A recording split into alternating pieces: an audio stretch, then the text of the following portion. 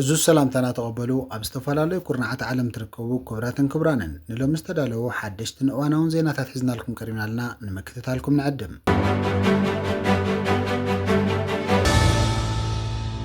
أب أسمر استجمر جزيفنا مزمان بروجكت أبكرنا أفريقيا حدشنا كتبا بعية معرف زخفت جزيفنا أبايتن كتما ومسارة لمعتن بروجكت أب كتما أسمر أبوغ اعتجميرو زيب بريزيدنت إسياس أفورك ممرح استوها بخوينو نسحاد عاوي قبص أو تكال هنسا ميغا كونستراكشن بمتعبار زكاير كوينو نملك أختما أسمران مغيرن نغطبا هاجر إيرتران مورخن زعلم أيو حمشة ميتشا حدشنا يسرح عدلات زيقاتات كفتر مخانو تحبيرو زيد ما نمنا أسايات مهندسات نسمى يسرحن أو يعدل كخون يوم እቲ ፕሮጀክት ዘመናዊ መንበረ ኣባይትን ናይ ንግዲ ማእኸላትን ከምኡ ዝተመሓየሸ ናይ መጓዓዝያ ኣየር ካርጎን ኣገልግሎትን ዘጠቓልለ እዩ እዚ ኩሉ ክግበር ከሎ እቲ ኣስመራ ፍሊት ዝገብራ ናይ ዩኔስኮ ዓለም ለኻዊ ውርሻ ስነ ህንፃ እዚ ስራሕ እዚ ንውሽጣዊ ኢንዱስትሪታት ኤርትራ ከም ፋብሪካ ሲሚንቶን ከምኡውን ዘርፊ መጓዓዝያን መከፋፈሊ ኣቑሑትን ዓብዪ ዕዳጋ ዕድል ፈጥር እዩ እቲ ኣብ መንጎ ኤርትራን ግብፅን ዝተመስረተ ስትራቴጂካዊ ምሕዝነት ቁጠባ ጥራሕ ዝተሓፀረ ዘይኮነስ ኣብ ፀጥታ ቀይሕ ባሕርን ዞባዊ ምርግጋእን ዘትኮረ እዩ ሚኒስተር ጉዳይ ወፃኢ ክልቲአን ሃገራት ኣብ ቀረባ ጊዜ በመረኻብ ኣብዞም ጉዳያት ከም ዝተማያየጡ ዝፍለጥ ኮይኑ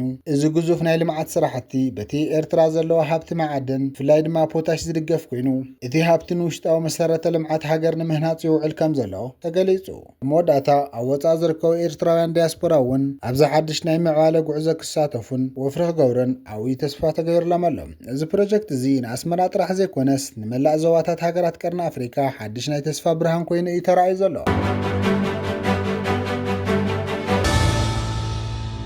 عبيت مصحفتن سنداون فيلمتاتن زدالوت هبت تماراماريت سنه تاريخ ኤርትራ ማእኸል ጽሕፈት ጥንታዊ ዓለም ምንባራ ዝገልጽ ጭቡጥ ሰነዳት ክረክብ ክኢለ ኣለኹ ክትብል ወዲቲ ጋዜጠኛ ቢቢሲን ተመራማሪትን ስነ ታሪኽን ኣፍሪካን ዜና በደው ገሊጻ እዚ ብዛዕባ ጥንታዊ ታሪኽ ኣፍሪካን እትገልጾ ዓብዪ መጽሓፍ ጽሒፋት ትርከብ ብደረጃ ዓለም ፍልጥ ዝኾነ ተመራማሪት ብፍላይ ድማ እታ ቅድመ 4000 ዓመት ዝተደኮነት ወደብ ኣድሊስ ቅድመ ምዕናዋ ኣብ ቀይሕ ባሕሪ ዝዓመረትን ሰፍሕትን ከተማ መንበራ ሓቢራ እዚ ሎሚ ንጅዳ ከም ጥንታዊ ኣገዳስነት ወደባት ዘገልግል ዘሎ ታሪክ ጉጉይን ንታሪክ ኣድሊስን ካብ ዘይምፍላጥ ዝነቐለ ምዃኑ ድሕሪ ምብርሃ ድማ ኣዶሊስ ቅድሚ ጅዳ ኣዝያ ምዕብልቲ ከተማ ከም ዝነበረት እኹል ጭብጢ መረጋገጽ ኣሎ ክትብል ብኣድናቆት ገሊጻ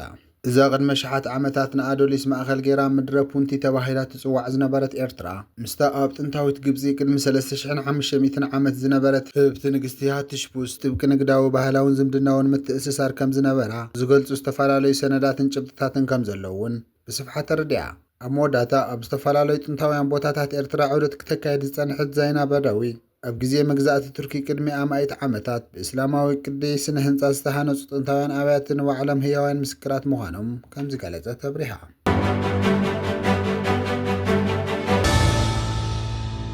ኣብ ጉዳይ ጂኦፖለቲካዊ ቀይሕ ባሕሪ ዝምባለታት ኢትዮጵያ ኣህጉራዊ ተቃውሞ ክገጥሞን ከሎ ኤርትራ ፀጥታ ባሕሪ ብደቃ ባሕሪ ትብል ብዛዕባ ጂኦፖለቲካዊ ቀይሕ ባሕርን ኣፍ ደገ ባሕርን ኣብ ዝሕዚ እዋን ሓደ ካብቶም ቀንዳ ዘራረብቲ ዛዕባታት ዓለም ኮይኑ ኣብ ዘለሉ እዋን ትምኒት መንግስቲ ኢትዮጵያ ንኣፍ ደገ ባሕሪ ብኣህጉራዊ ሕግን ማሕበረሰብ ዓለምን ተቐባልነት ሲኑ ከም ዘሎ ሓደ ሓድሽ ፀብጻብ ኣመልኪቱ ብመሰረት እቲ ፀብጻብ ሚኒስተር ጉዳይ ወፃኢ ግብፂ ኣብ ቀረባ እዋን ኣብ ዝሃቦ መግለጺ ኢትዮጵያ ንዘለኣለም ኣፍ ደገ ባሕሪ ክትረክብ ከም ዘይብላ ኣፍሊጡ ተወሳኺ ባይቶ ምትሕብባር ሃገራት ወሽመጥ ዓረብ GCC ካብ ራይዳው ዘውፅኦ መግለጺ ኢትዮጵያ ኣብ ቀይሕ ባሕሪ ታራ ክህልዋ ከም ዘይኽእል ብምሕባር ነቲ ፍሉጥ ጂኦግራፊያዊ ክንውነት ዘይቕበል ዝፍትን ዘሎ ጂኦፖለቲካዊ ምልውዋጥ ኣጥቢቆ ጠንቂቑ ኣሎ ብመነጽር ኣህጉራውያን ሕጊ እውን ሓንቲ ሃገር ብበዝሒ ህዝቢ ወይ ብቐረብ ርሕቐት 60 ኪሎ ሜትር ምኽንያት ገይራ ላዕላዊ ግዛኣት ካልእ ሃገር ክትግህዝ ዝፈቅድ ዝኾነ ይኹን ዓንቀጽ ከምዘየለ እቲ ፀብጻብ የርድእ ውድብ ሕብራት ሃገራት UN እውን እቲ ብውዕላትን ግዜን መግዛእትን ዝተሓንጸጹ ዶባት ከም ዘይድፈርን ከም ዘይትንከፍን እዩ ዝቆጽሮ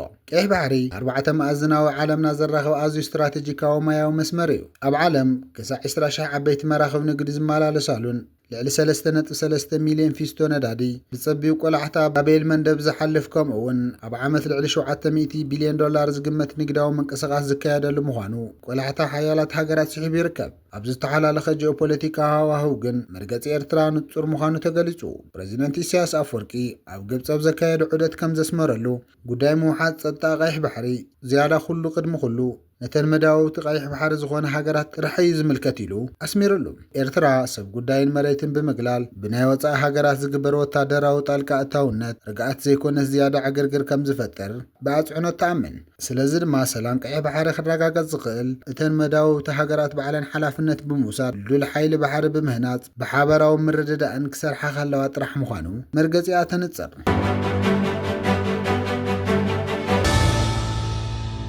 ኣብ ስነት ኣሜሪካ ዝቐረበ ሓድሽ ረቂቕ ሕጊ ሓይልታት ምክልኻል ትግራይ ዝርከብዎም ዝተፈላለዩ ዘይመንግስታውያን ዕጡቓት ጉጅለታት ኣብቲ ኣብ ሱዳን ዝካየድ ዘሎ ግጭትን ክፍጸሙ ዝጸንሑ ግፍዕታትን ዘለዎም ተሳትፎ ዝምልከት ምርመራ ተገይሩ ጸብጻባት ክቐርብ ሓቲቱ እቲ ብክልቲኦም ሰልፍታት ዝቐረብ ረቂቕ ሕጊ ምምሕዳር ኣሜሪካ ሓይልታት ትግራይን ኣርሚ ሰብዓን ዝርከብዎም ዝተፈላለዩ ዘይመንግስታዊ ዕጡቓት ጉጅለታት ኣብ ሱዳን ዝካየድ ዘሎ ኩናት ሕድሕድ ዘለዎም ኢዳ ኣእታውነት ክምርመሩ እዩ ኣዚዙ ዘሎ እዚ ኣብ ሱዳን ምርግጋእን ጸጥታን ንምምጻእ ዝግበር ዘሎ ጻዕርታት ንምድንፋዕ ከምኡ እውን ካልኦት ዕላማታት ዝብል ስም ዝተዋሃበ ረቂቕ ሕጊ ኣብ ሲኔት ኣሜሪካ ብሴኔተራት ሪሽ ኩንሲን ኮርኒን ከምኡ እውን ሻሂን ዝቐረበ እዩ እቲ ሕጊ ቀንዲ ዕላምኡ ኣብ ሱዳን ሰላም ምርግጋእን ንምምጻእ ዝገብር ዲፕሎማስያዊ ጻዕርታት ንምሕጋዝ እቲ ሰነድ የብርህ እዚ ረቂቕ ሕጊ ዝቐርብ ዘሎ እቲ ኣብ ሱዳን ዝካየድ ዘሎ ዕናዊ ውግእ ብዝገደደ ይቕጽል ኣብ ዘለወሉ እዋን እዩ እዚ ምስ ግዜ እናገደደ ዝኸድ ዘሎ ውግእ ሱዳን በብቑሩብ ናብ ዞባዊ ናይ ውክልና ግጭት ይቕየረሎ ዝብል ክስታት ክቐርቡ ጸኒሖም እዮም እቶም ሕድሕዶም ዝዋግኡ ዘለዉ ወገናት ካብ ዝተፈላለዩ ሃገራት ግዳማዊ ደገፍን ወታደራዊ ሓገዝን ከም ዝረኽቡ ብተደጋጋሚ ክኽሰሱ ጸኒሖም ኣለዉ እቲ ብጀነራል ብርሃን ዝምራሕ ሃገራዊ ሰራዊት ሱዳን ብቐንዲ ካብ ግብፅን ቱርክን ከምኡውን ካብ ኢራንን ወታደራዊ ድሮናት ወታደራዊ ኣጽዋርን ስልጠናን ከም ዝረክብ ብተደጋጋሚ ይኽሰስ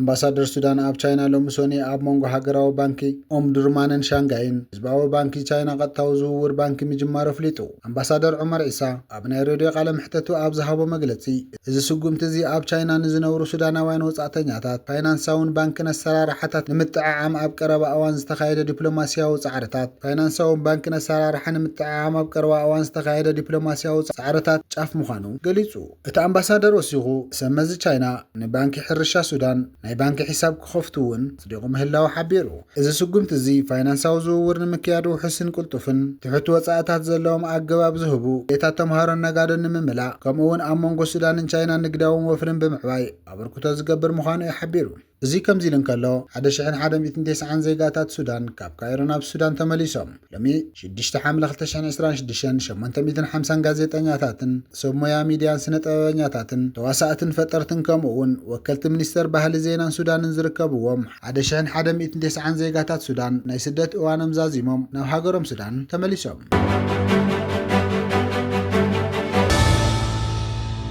ኣብ ኣውሮጳ ዝተወልዐ ባርዕ ሓዊ ናብ ዝተፈላለዩ ሃገራት ይላብዓ ከም ዘሎ ተገሊጹ ኣብ ኣውሮጳ ዘጋጠመ ልዑል ሙቐት ተታሒዙ ዝተወልዐ ባርዕ ሓዊ ናብ ዝተፈላለዩ ሃገራት ይላብዓ ከም ዘሎ ተገሊጹ ዛጊድ ኣብ እስፓኛ ፖርቱጋል ፈረንሳይን ግሪክን ብሓፈሻ 190 ስኩዌር ኪሎ ሜትር ሽፍን ቦታ ብሓዊ ተታሒዙ ዘሎ ኮይኑ ሰራሕተኛታት ሓደጋ ምጥፋእ ሓዊ ድማ ነቲ ሓደጋ ንምቁፅጻር ልዑል ጻዕሪ ይገብሩ ከም ዘለዉ ተሓቢሩ ብፍላይ ኣብ ደቡባዊ ኣውሮጳ ብሰንኪ ዝተወልዐ ሰደድ ሓዊ ኣሽሓት መንበሪኦም ገዲፎም ይሃድሙ ከም ዘለዉ ብ6 ሓምለ ዩሬኒውስ ሓቢሩ ኣብቲ ኣህጉር ቅድሚ ሕጂ ተመዝጊቡ ዝነበረ 40 ዲግሪ ሴልሺየስ ልዑል መጠን ሙቐት ክሳብ ሕጂ ከም ዘይጎደለ እዩ ዝግለጽ ዘሎ ሰመዚ ግሪክ ኣብቲ ባርዕ ሓዊ ዝወፅእ ትኪ ንጥዕና ሓደገኛ ብምዃኑ ህዝቢ ኣብ ገዝኡ ክጸንሕ ጥንቂቕ ኣለዉ ሕብረት ኣውሮጳ ብወገኑ ነቲ ባርዕ ሓዊ ንምጥፋእ ዝግበር ዘሎ ርብርብ ንምሕጋዝ ምጥፋእቲ ሓዊ ሄሊኮፕተር ከም ዘዋፈረ እዩ እቲ ጸብጻብ ዝሕበር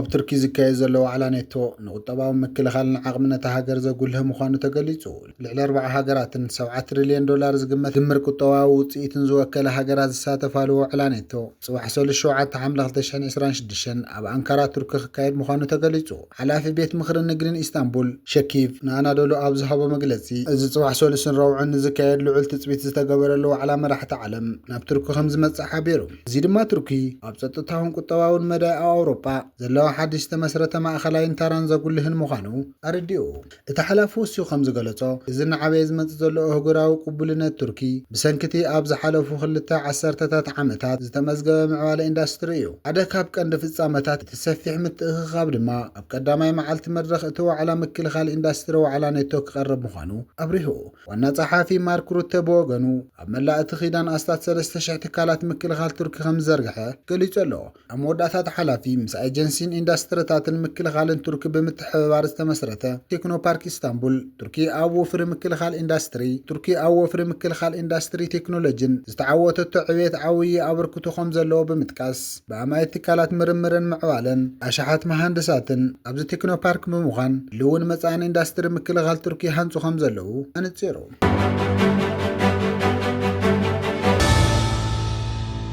ኢትዮጵያ ኣብ ባይቶ ሰብኣዊ መሰላት ሕብራት ሃገራት ኣንጻር ኤርትራ ድምፂ ሂባ ኣብቲ ዝካየድ ዘሎ መበል 62 ስሩዕ ዓኼባ ባይቶ ሰብኣዊ መሰላት ውድብ ሕብራት ሃገራት ብፓርቲ ብልጽግና ዝምራሕ መንግስቲ ኢትዮጵያ ኣብ ልዕሊ ኤርትራ ዘቕረቦ ናይ ኩነነ መርመራ እማመ ብምድጋፍ እወ ዝብል ድምፂ ሂቡ። እዚ ብዛዕባ ኩነታት ሰብኣዊ መሰላት ኤርትራ ዝቐርብ እማመ ኣብ ዝተኻትዕሉ እዋን ሓይሊ ሃገራት ኣፍሪካ ከምኡ እውን ቻይናን ኩባን ቡሩንድን ግብፅን ዝኣመሳሰለ ሃገራት ነቲ ኣንጻር ኤርትራ ዝቐረበ ውሳነ ኣይፋል ብምባል ክነጽግኦ ወይ ድማ ድምፀን ክዕቅባን ከለዋ ኢትዮጵያ ግን ምስ ምዕራባውያን ሃገራት ብምውጋድ ኣንጻር ኤርትራ ድምፂ ሂባ ኣላ። እዚ ስጉምቲ መንግስቲ ኢትዮጵያ ብዓየሎ ተዓዘብትን ማዕኸናት ዜናን ከም ዓብዪ ክሕደትን ናይ ፖለቲካዊ ጽልኢ መቐጸልታ ተባሂሉ ተገሊጹ ኣሎ። እዚ ታሪኻውን ይቅርታ ዘይበሃለሉን ተባሂሉ ዝተገለጸ ውሳነ ነቲ ኣብ ዞባ ቀርኒ ኣፍሪካ ክህሉ ትጽቢት ዝግበረሉ ናይ ሓባር ድጋፍ ዘፍርስን ኢትዮጵያን ኤርትራ ብኸመይ ዓይኒ ክጥምታ ከም ዘለዋ ብንጹር ዘርኢ ምዃኑ ተንተንቲ ፖለቲካ ይገልጹ ኣለዉ። ክቡራት ተኸታተልትና ንሎሚ ዝተዳለዉ ሓደሽትን እዋናውን ዜናታት እዚኦም መስሉ ነይሮም። ኣብ ዝቕጽል ንዝፍነ ቪድዮ ብቐዳምነት ንኽበጽሐኩም ንቻነልና ላይክና ሼር ብምግባር ቻነልና ሓደሽ ዝኾንኩም ሰብስክራይብ ብምግባር ናይ ቻነልና ቤተሰብ ኩኑ። ክሳዕ መወዳእታ ስለ ተኸታተልኩምና ብኽብሪ ነመስግን።